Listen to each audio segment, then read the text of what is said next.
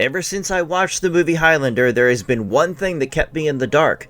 This element of mystery was never really resolved in the subsequent movies or comic books or TV shows, and I believe that the makers deliberately wanted to maintain the ambiguity on this one.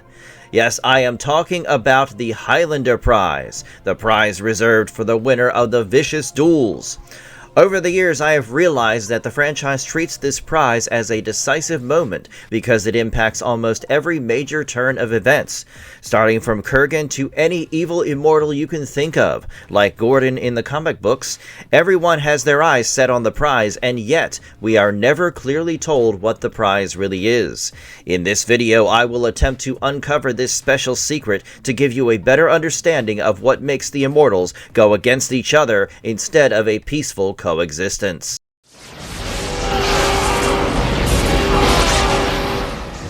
My first understanding of the prize dates back to the original movie where it all started. The core idea is dropped by Ramirez, who trains Connor to come to terms with his true power and potential. He tells Connor about the final endgame that is built into the structure of immortal existence. The so-called prize is the reward for the win, and it is reserved for the victor in the duel. As Ramirez puts it, "We must fight until only one remains. There can be only one." But what about the ultimate win? Is the reward greater in that case? Well, yes, and in order to explain the details of it all, I need to make sure you have a quick understanding of another term used in the franchise: quickening. For those who are not too familiar with the strange world of the Immortals, the quickening is what I see as the immediate reward for slaying an immortal. As you will find out from the lore, across history, the Immortals have often come up against each other, and they fought till one of them was decapitated and killed. The winner would then absorb what has been termed as the quickening. The easiest way to understand quickening is to compare it with the collective energy of an individual that includes all his power and knowledge. Thus, when an immortal slays another, he or she effectively absorbs all of the loser's power and grows stronger with each kill. That explains why someone like Kurgan was so difficult to fight, because he had absorbed several immortals over the centuries and kept growing more powerful. So, going by the logic of absorbing the quickening, can you imagine what the final prize might look like? I would imagine that in a world where the last two immortals are standing, the final victor gets it all in the form of the combined quickening of all those fallen immortals from before. This makes the winner the strongest and most knowledgeable person in the world, and I cannot think of a better motivation to go all out for it. However, if there is any consolation, the Immortals cannot just go about slashing at each other's neck, and there are some rules to be followed in order to acquire the ultimate concentration of power. I mean, if the prize is so massive, the rules do make sense, don't they? The first major rule is centered around the way the Immortals can actually be killed. Connor learns it pretty early when Ramirez tells him that the Immortals can only die from beheading. It all adds up why they carry around the sharpest of swords, because the way to kill another is not by bullets or other powerful weapons. I was just talking to you about the quickening, and once an immortal dies at the hands of another, there is this storm of energy that is released. The victor absorbs it, and there is a visible impact on the individual that can be spotted by the mortals as well. Also, the energy surge has an effect on the surroundings, which is also noticeable for the regular human. So, at this point, I would infer that the Immortals are on an eternal quest for the reward of the quickening, and it only gets better with time. There are several Immortals scattered all over the world, and from time to time, they hunt each other, and the winners keep getting stronger. This is what raises the stakes, and the lesser Immortals remain, the more powerful the quickening becomes, which means that effectively, the prize becomes all the more alluring. I totally understand the concept of the ultimate reward, which is reserved for the last immortal standing.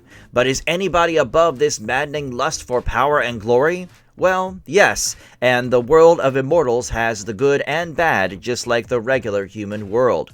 There are those like Kurgan, who are all about seeking out other immortals to hunt, and then there are others like Ramirez who help out fellow immortals understand their true powers. In the movie, when Ramirez meets Connor, it isn't too difficult for him to take his head and increase his quickening, but the wise old man doesn't do any such thing. Later in the comic series, we see other immortal allies who fight together with Connor, like Paul and his cousin Duncan. So clearly there are those who are above the brutal game. On the other hand, there is an interesting indication in the 12-issue comic series that actually serves as the perfect sequel to the original movie. Here, Connor is fresh off killing Kurgan, and it takes a toll on him because absorbing Kurgan's quickening also means absorbing his dark side. In one sequence, Kurgan appears in Connor's subconscious and tells him that he knows all about Connor's secret desires that he hides within himself.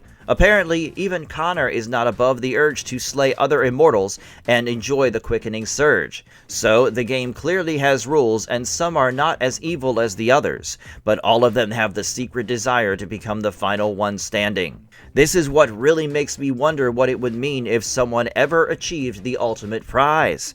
Once again, I would like to take you back to the first film for some context here. Back then, I had no idea about all the other immortals who existed, and I thought Connor and Kurgan were the last ones who engaged in the victorious climactic duel. When Connor took Kurgan's head and emerged as the winner, he absorbed all his quickening, and this made him the final immortal, with all the cumulative knowledge and power of everyone before him. When this quickening hit him, it was far stronger than a normal quickening, and it was overwhelming and reality warping. Connor fell down while absorbing this insane energy, and he even said it out loud.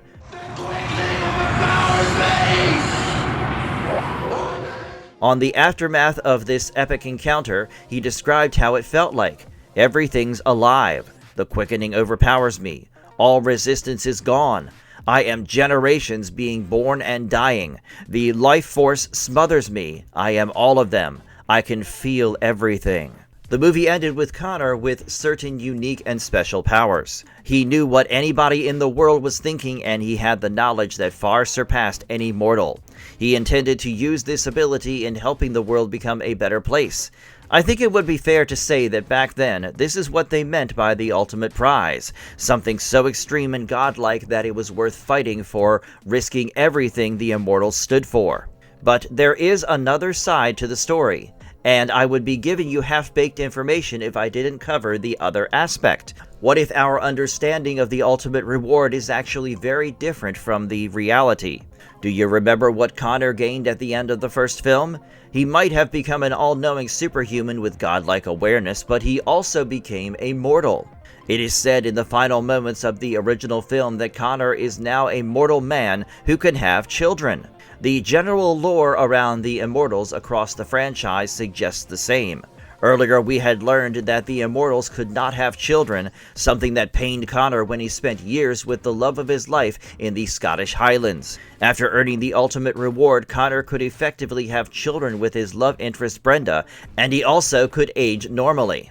What if mortality and the regular human is the prize that Immortals really seek? This reminds me of the iconic dialogue from Troy, when Achilles says that gods envy us. They envy us because we're mortal.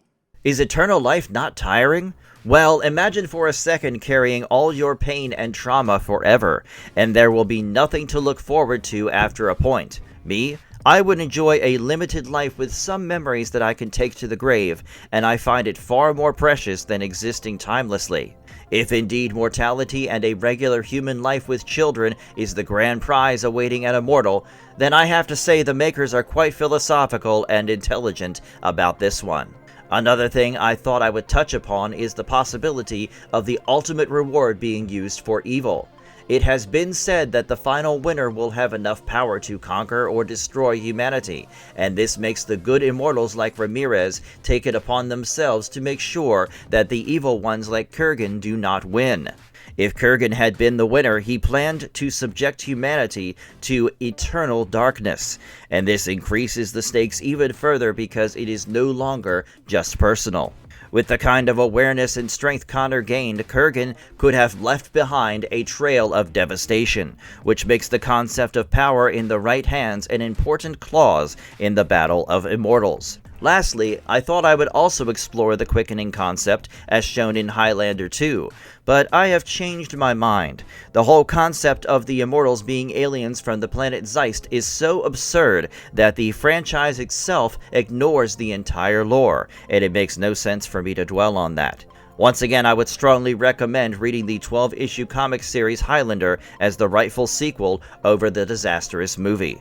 What I find truly amazing is that we have never really seen a situation where one of the evil ones won the ultimate prize, and even though we have been close to that, we never had the real deal. Even the TV series kept us in the dark in this regard, and I wonder how the world would have looked like in such a scenario and who could potentially fight back to restore order. Maybe this is something a future movie in the franchise can look into, but for now, let me know in the comments below what you think about the absolute power and reward that has been indicated time and time again in the franchise. Share your take on the matter, and I would love to hear a constructive discussion here.